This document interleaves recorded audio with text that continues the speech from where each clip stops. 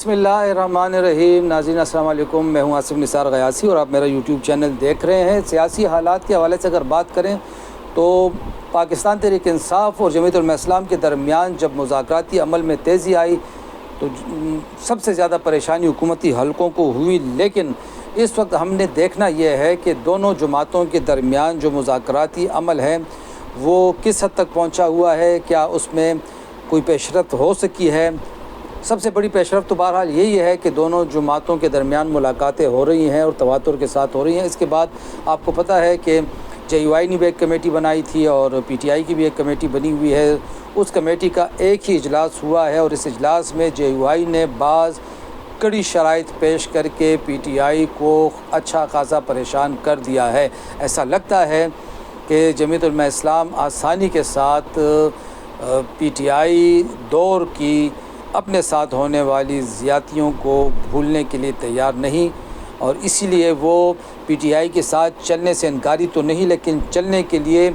बाज़ ऐसी शराइत सामने लाई जा रही हैं जिनका हज़म करना, जिनको कबूल करना शायद PTI के लिए आसान नहीं होगा। इन मुज़ाकराती कमेटियों के कई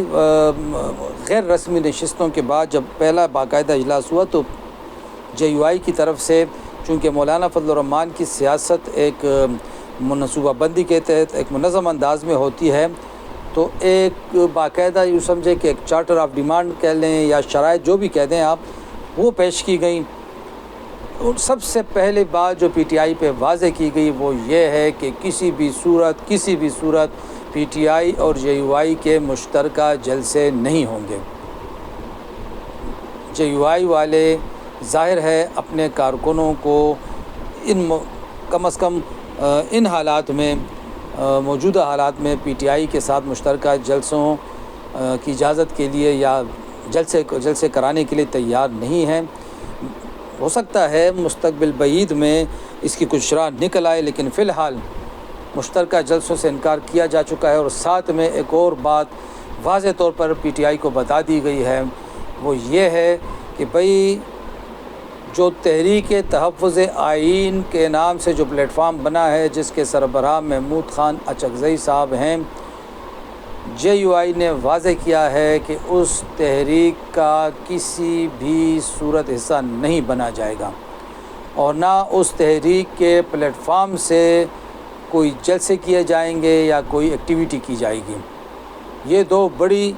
शराइत या दो बड़ी चीज़ें, बड़े नुक्ते परेशान कुन तो थे। लेकिन इसके अलावा जो सबसे परेशान कुन नुक्ता JUI की तरफ से सामने रखा गया है या जो शर्त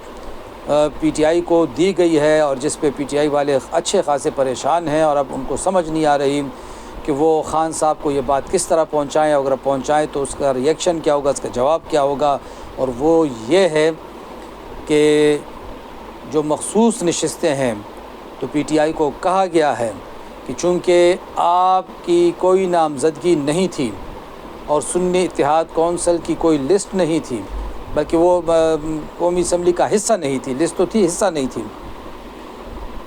लेकिन JUI की लिस्ट भी थी और उस लिस्ट के मुताबिक फिर जब सीटें तकसीम हुई तो उसके अरकान ने हल्फ भी उठाया।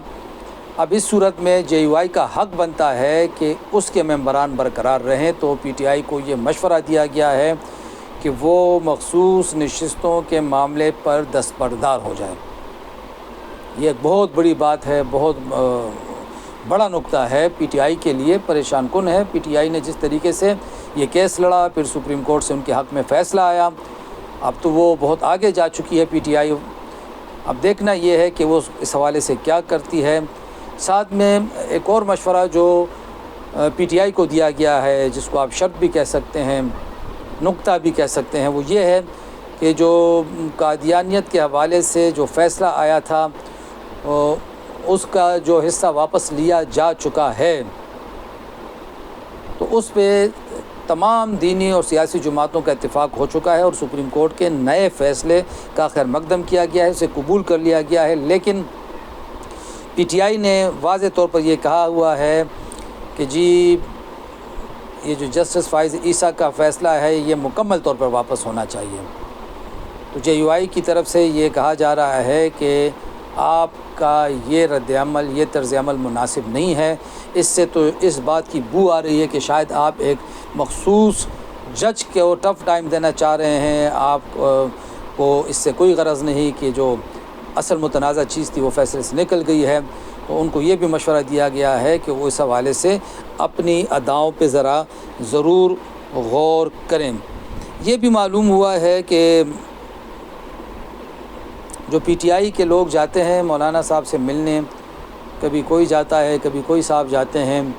تو ہر کوئی اپنے آپ کو کپتان کا، بانی چیئرمین کا، سابق وزیر اعظم کا، عمران خان کا اصل اور حقیقی نمائندہ قرار دیتا ہے، جس سے یقیناً جے یو آئی کو پریشانی ہے کہ ایک بات ہوتی ہے پھر دوسری ہوتی ہے پھر تیسری ہوتی ہے، اور ان کی باتوں میں فرق بھی تھوڑا بہت پایا جاتا ہے، اور جب وہ آ کے جے یو آئی سے بات کرتے ہیں تو ہر کوئی اپنے آپ کو نمائندہ تصور کرتا ہے جے یو آئی کے حلقوں کے بقول۔ اس سے یہ تاثر ہمارا جڑ پکڑ رہا ہے کہ پی ٹی آئی کہ ہاں یا اس کی لیڈرشپ میں یکسوئی کا فقدان ہے۔ جس کے بعد لیکن جو سب سے اہم بات ہے، آخر میں ہم جو آپ کو سب سے اہم بات بتائیں گے، یہ تو شرائط کی بات ہوئی، اس پہ تو بات ہوگی،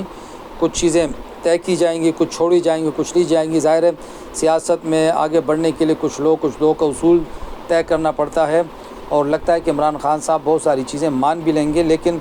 بہرحال جے یو آئی کا یہ فیصلہ ہے کہ کم سے کم نکات پہ، مشترکات پہ قومی اسمبلی میں مشترکہ احتجاج کیا جائے گا۔ مستقل طور پر اتحاد کا حصہ نہیں بنا جائے گا، لیکن جو مشترکہ نکات ہوں گے اس پہ بھرپور احتجاج ہوگا، حکومت کو ٹھیک ٹھاک ٹف ٹائم دیا جائے گا۔ اور ساتھ میں جے یو آئی کا یہ بھی بڑا اہم فیصلہ ہے، اہم نکتہ ہے کہ اعتماد کی بحالی کے لیے، اور یہ جو بد اعتمادی ہے یا یوں سمجھے کہ ایک نفرت تھی، یہ خلیج پاٹنے کے لیے یہ رابطے جاری رہیں گے، مذاکرات بھی جاری رہیں گے، محفلیں بھی ہوتی رہیں گی۔ اب دیکھنا یہ ہے، یہ اب مذاکرات کاروں پہ منحصر ہے کہ پی ٹی آئی زیادہ قدم پیچھے ہٹاتی ہے یا جے یو آئی۔ ظاہر ہے دونوں نے ہی دو قدم تو ضرور پیچھے ہٹنا ہے، اور دونوں نے ہی اس طریقے سے ہٹنا ہے کہ اپنے اپنے کارکنوں کو کا اعتماد بھی بحال رکھا جا سکے، جس کے لیے یہ فیصلہ بڑا عام ہے کہ مذاکرات جاری رہیں گے، رابطے جاری رہیں گے، نشستیں جاری رہیں گی، اور اس کے بعد اگلے 1-2 مہینے میں صورتحال جو کھل کے سامنے آنے والی ہے وہ حکمرانوں کو پریشان کر سکتی ہے، یہ ہم پہلے سے بتا دیں، پریشان کر سکتی ہے۔ اس وقت تک کے لیے انتظار کرتے ہیں اور دیکھتے ہیں کہ معاملات کس طریقے سے آگے بڑھتے ہیں۔ خدا حافظ۔